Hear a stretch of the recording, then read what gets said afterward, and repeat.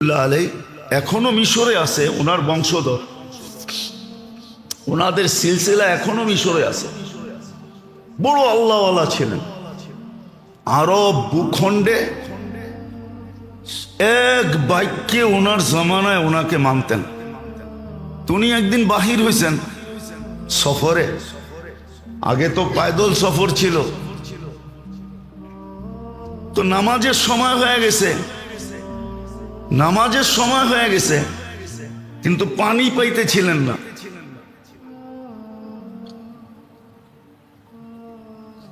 সময় সংকীর্ণ হইতেছিল, তালাশ করতে করতে কুয়া তোর সন্ধান মিলছে, কিন্তু কোনো বালতি পাইতেছিলেন না যে পানি উঠাবেন কি দিয়া। তো দেখতেছে ছোট একটা মেয়ে ওইখানে খেলতেছে, তো ডাইকা বলছে, মেয়ে আমাদেরকে একটা বালতি দাও। তো বলছে কেন? কুয়ার থেকে পানি উঠাবো, নামাজের সময় শেষ হয়ে যাইতেছে। তো মেয়ে জিজ্ঞাসা করছে, তোমার পরিচয় কি, কোত্থেকে আসছো? তো নাম বলছে আবু আব্দুল্লাহ আল জাজুলি, মিশর থেকে আসছি। তো মেয়ে অট্ট হাসি দিয়া মাটিতে লুটায় পড়ছে। তো বলতেছে, ওই মেয়ে, তোরে বলতেছি বালতি দে, নামাজের সময় চলে যেতেছে, আর তুই নাম শুই না লুটায় পড়তেছ হাসতে হাসতে মাটিতে। তো মেয়ে বলতেছে, এত বড় শাইখ, শাইখুন কাবীর, এত বড় শাইখ, সারা আরব ভূখণ্ডে তোমার নাম ফাইটা বেড়াইতেছে, ফাইটা যেতেছে, আর তুমি কুয়ারতে পানি উঠানোর লেগা বালতি খুঁজতেছ, ঠিক না?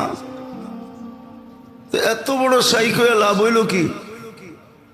তো বলতেছে, চল শাইখ, তোরে পানি উঠায় দিই। তো মেয়ে যায় কুয়ার ভিতরে থুতু দিছে, কুয়ার পানি উছলায়া উপরে উঠে গেছে। কয় শুধু উজু না, গোসলও কর। তো উনি উজু করে নামাজ পড়ছে। জিজ্ঞাসা করছে, ওই মেয়ে, তুই এত বড় বুজুর্গি পাইলি কি কইরা? বেশি কিছু না, আমি বকরি চড়াই আর সারাদিন আল্লাহ রসুলের উপরে দুরুদ পড়ি, দুরুদের কারণে আমি এই বুজুর্গি পাইছি। ওই দিন থেকে উনি নিয়াত করছেন যে আমি একটা কিতাব লিখবো দুরুদের উপরে। ওই কিতাবের নাম হলো দালাইলুল খায়রাত। উনি লেখছেন প্রতিদিনের এক দুরুদ, 7 দিনের 7 রকম দুরুদ, লম্বা। এক এক দিনেরটা পড়তে আধা ঘন্টার মতো লাগে, কিন্তু এটা পড়তে হলে এজাজত নিতে হয়, এজাজত ছাড়া পড়া যায় না, তাইলে আবার মাথা গরম হয়ে যাবে। হইতে পারে লুঙ্গি খুইলা পাগড়িও বানতে পারে, এটা এত জালালি। তো এই জন্য ওটা এজাজত নিতে হয়, যার এজাজত আছে তার কাছ থেকে এজাজত নিতে হয়। হ্যাঁ, অহংকার করে বলতেছি না, বুঝানোর জন্য বলতেছি। আলহামদুলিল্লাহ, এজাজতও আছে, বহুত দিন ধরে আমলও আছে। হ্যাঁ, আমার কাছে এজাজত আছে, অহংকার করে বলতেছি না। তো যেটা বুঝাইতেছিলাম যে এক জমানা ছিল বাচ্চা পর্যন্ত কি পানি উঠাইতে বালতি লাগতো না, থুতু দিলেই পানি উছলে উপরে আসতো। আজকে তো বুড়াও পারে না, ঠিক না? আজকে তো সাইকুল হাদিসও পারে না, আমিও পারি না। আমি যে পারি এমন না, আমিও পারি না। আজকে তো সাইকুল হাদিসও পারে না। আজকে তো পিরানে পীর যারা নিজে করে বলে, ওরাও পারে না। ওই জমানায় তো বাচ্চা পারতো, ওই জমানায় বাচ্চা পারতো, মহিলা পারতো, পুরুষ পারতো। কিতাব উঠান, দেখেন না, কেরামতুল আউলিয়া দেখেন, পাবেন। হ্যাঁ, শাহজালাল রহমতুল্লাহ আলাই মুসল্লায় সুরমা পার হয়ে দেখায় দিছে দুনিয়াতে, কিয়ামত পর্যন্ত স্বর্ণ অক্ষরে লেখা থাকবে, না থাকবে না? হ্যাঁ, দেখায় দিছেন। সত্য এটাই, সত্য। ভালো মতে ধ্যান দিয়া কিন্তু। الذي بعثه إلى الجن والإنس بشيرا ونذيرا داعيا إلى الله شفيع المذنبين حريص بالمؤمنين رؤوف رحيم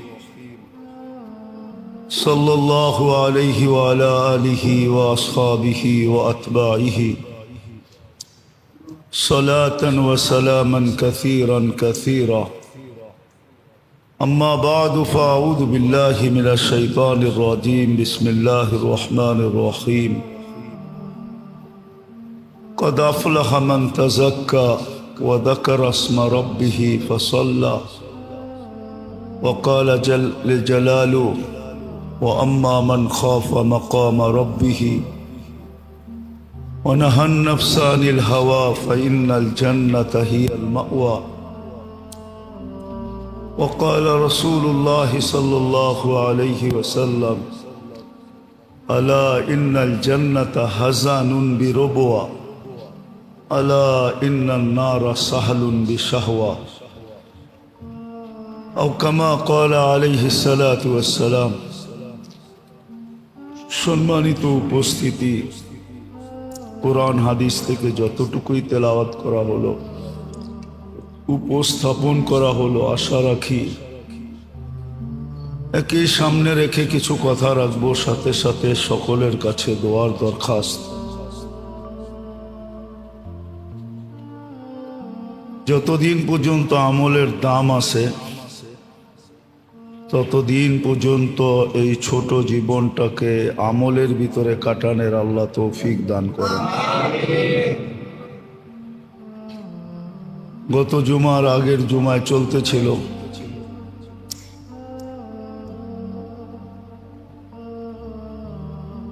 শরীরের যত ধরনের চাহিদা আছে, প্রয়োজন আছে, সবকিছু আল্লাহ জমিন থেকে উৎপাদিত জিনিসের মাধ্যমেই প্রয়োজনকে মেটান। কেননা শরীরটাও মাটির থেকে, এই জন্য লাশ দাফন করার সময় বলতে থাকে মিনহা খালাকনাকুম ওয়া ফিহা নুঈদুকুম ومنها نخرجكم تارة أخرى। এটা পড়তে পড়তেই লাশকে মাটিতে রাখা হয়, বুঝাইতে চায় এটার থেকেই তোমার অস্তিত্ব। আবার এর কাছেই তোমাকে রেখে গেলাম, আবার একদিন তুমি এখান থেকেই উঠবে। শরীর মাটি থেকে, এটা চিরসত্য। মাটির উপাদান থেকেই শরীরের তৈরি। যদিও উৎস বিদ্যুটে দুর্গন্ধময় পানি, পানিটাও জমিনের খাদ্য থেকেই মানুষের শরীরে আসে, রক্ত মাংস থেকেই তৈরি হয়। বিদায় শরীরের সমস্ত উপাদান ভিটামিন জনিত হোক, ক্যালসিয়াম জনিত হোক, আয়রন জনিত হোক, সল্টেজ হোক, সুগার হোক, যত শরীরের প্রয়োজন এটা জমিনের উৎপাদিত জিনিস থেকেই হয়। আল্লাহ রেখা দিছেন। এই জন্যই বলতেছিলাম ওই দিন যে যারা দেহ নিয়ে গবেষণা করে বা যারা দেহ নিয়ে গবেষণা করছেন, কোনো না কোনো এক পর্বে লিখতে বাধ্য হয়েছেন। ছন্দটাও বলছিলাম যে এলাজ হো সকে গেজা সে পরহেজ করো দাওয়া সে। খাদ্যের যারা যদি চিকিৎসা সম্ভব হয়, শরীরের প্রয়োজন মেটানো সম্ভব হয়, তাহলে ওষুধ ব্যবহার করো না। কেননা ওষুধ সব কেমিক্যাল দ্বারা তৈরি। এই জন্য প্রত্যেক ওষুধেরই এফেক্টও আছে, আবার সাইড এফেক্টও আছে। মানুষকে লাভও দেয়, আবার লসও হয়। এই এজন্য বিধি নিষেধের ভিতরে লেখা থাকে বেশি খাইলেও ক্ষতি, কম খাইলেও প্রয়োজন মিটে না। এজন্য যেই মনীষী লেখছে সে ঠিকই লেখছে যে শরীরের প্রয়োজন আল্লাহ জাল্লে জালালুহু আম্মা নওয়ালুহু এর প্রয়োজন মিটানোর জন্য জমিন থেকে উৎপাদিত জিনিসের ভিতরে রাখছে। হ্যাঁ, এটাও সত্য, এই ব্যাপারে বহুত কম মানুষের জ্ঞান আছে, মানুষ এই ব্যাপারে খুব কম জানে। কম লোকই জানে যে কোন খাদ্যে কি রাখা আছে, কতটুকু খাইতে হবে। এটা তো শরীরের বিষয়, বেশি বুঝাইতে হয় না, মানুষ খুব বোঝে এটা। কেননা বর্তমান শিক্ষা দীক্ষা এটাকে ঘিরাই, জমিন থেকে উৎপাদিত বা জমিনের ভিতরে যা কিছু পাওয়া যায় এটা নিয়েই মানুষের এখন শিক্ষা দীক্ষা জ্ঞান বুদ্ধি সব এটা কেন্দ্রিক, এটাকে নিয়েই গবেষণা হইতেছে। আর গবেষণায় মানুষ অনেক দূর আগায় গেছে, কিন্তু আসল যেটা নিয়ে গবেষণা হওয়া দরকার ছিল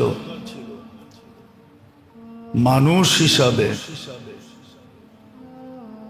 ওটা নিয়ে গবেষণা নাই বললেই চলে।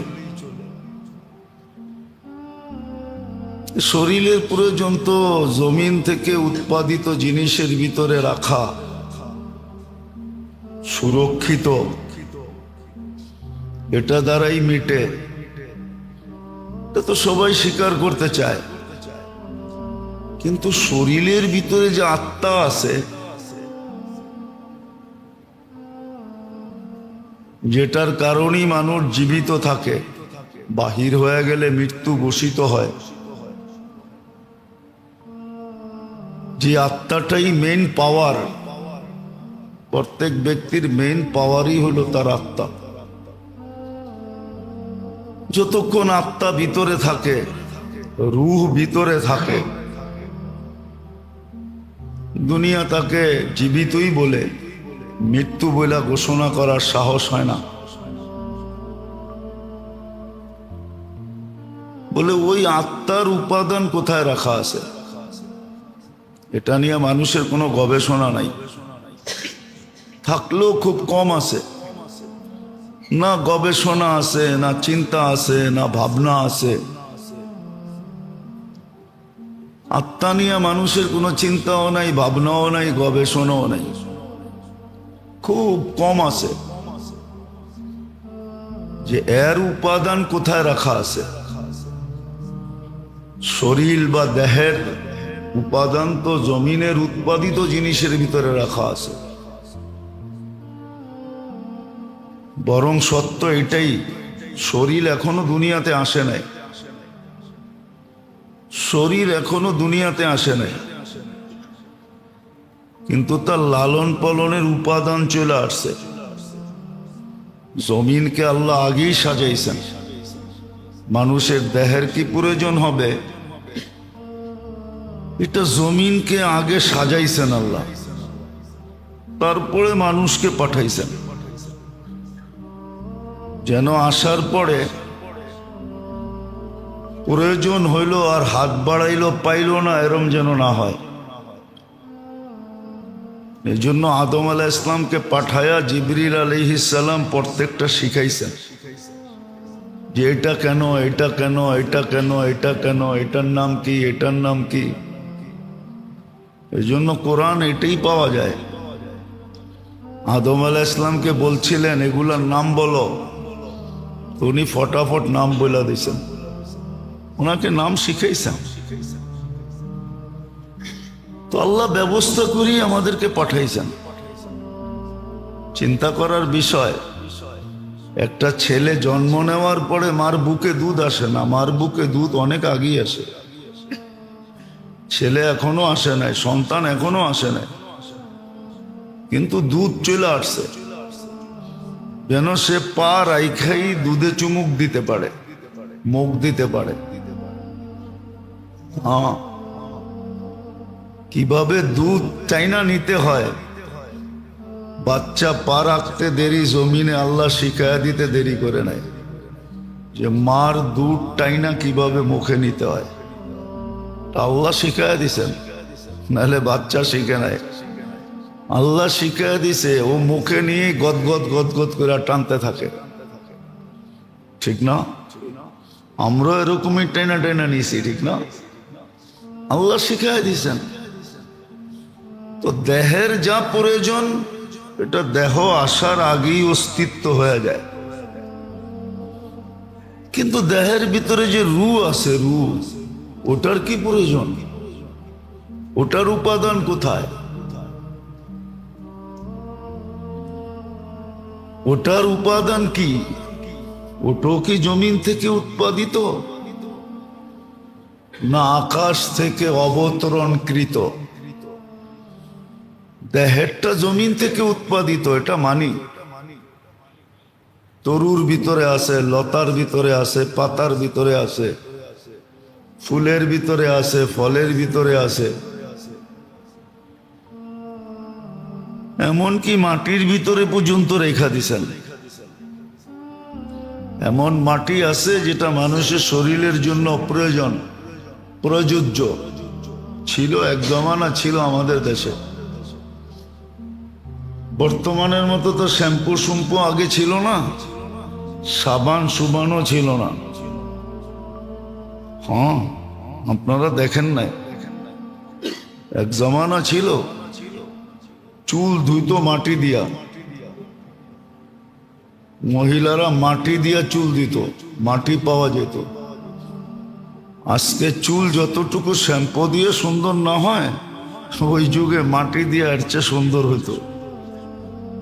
এখন তো বিয়ে শাদিতে চুল দেখে না, এখন দেখে শিক্ষিত শিক্ষিত বাপের টাকা পয়সা কতটুকু আছে।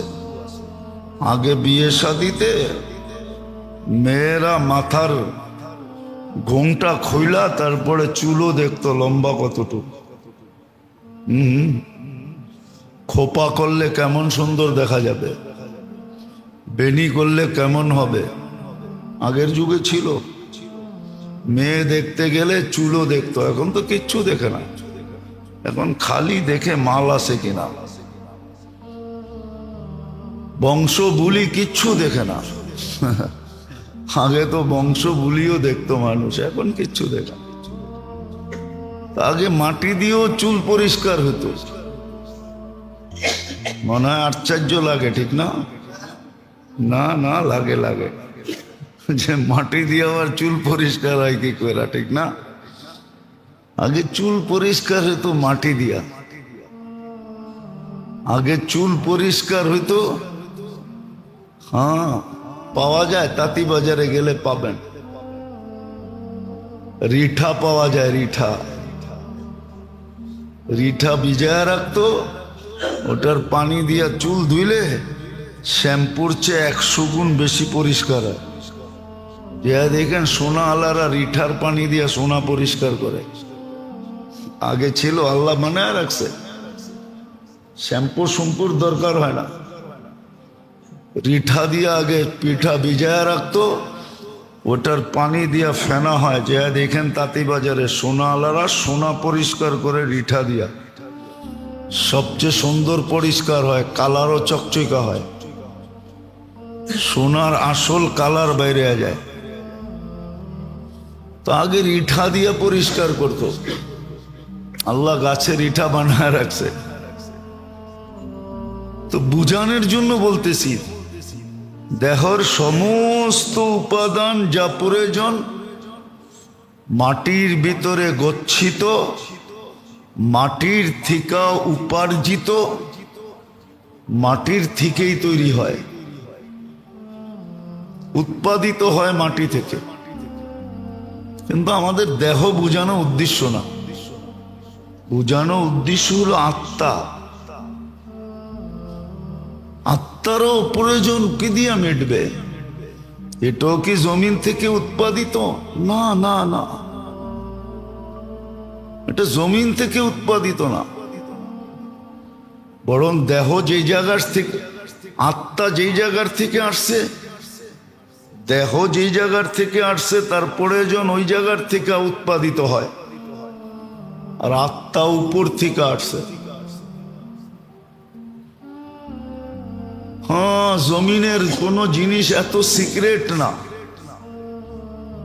আত্মারটা যত সিক্রেট ভাবে আসছে, দেহটা এত সিক্রেট না। হ্যাঁ মানি আমি, প্রত্যেকটা বীজের উপরে এক একটা ফেরেশতা নির্ধারিত থাকে, কিন্তু আত্মার জিনিসগুলা ওহির মাধ্যমে আসছে, ওহির মাধ্যমে আসছে।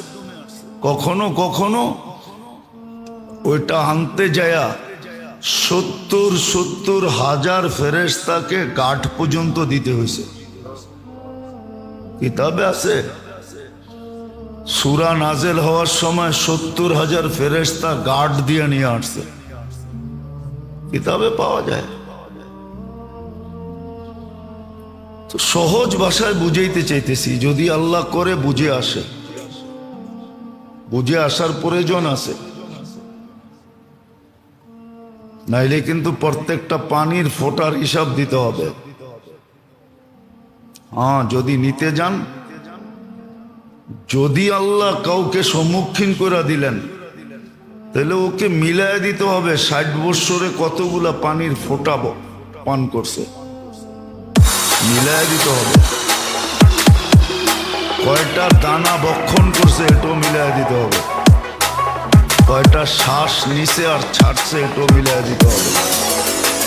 এগুলো সব নেয়ামতের অন্তর্ভুক্ত। লাতুসআলুন্না আনিন নাঈম ওয়া মান ইয়ামাল মিসকালা যাররা, যাররারও হিসাব মিলায় দিতে হবে। আল্লাহ না করুক না করুক, আমাদেরকে ওই হিসাবের সম্মুখীন না করেন, তাইলে কিন্তু 50,000 বৎসর লেগে যাবে। মিলায় দিতে হবে, এটা সত্য। নেয়ামত আল্লাহরই ভোগ করি, সারাদিন নুন আল্লাহর খাই। হৃদয় ভাবতে হবে, চিন্তা করতে হবে, আবার রিকভারির পদ্ধতিও দিয়ে দিছে।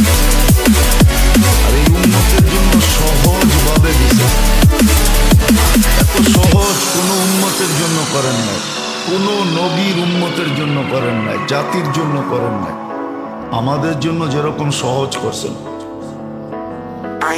একবার পড়লে 12 ঘন্টায় যত নেয়ামত ভোগ করবে সব শুকরিয়া আদায় হয়ে যাবে।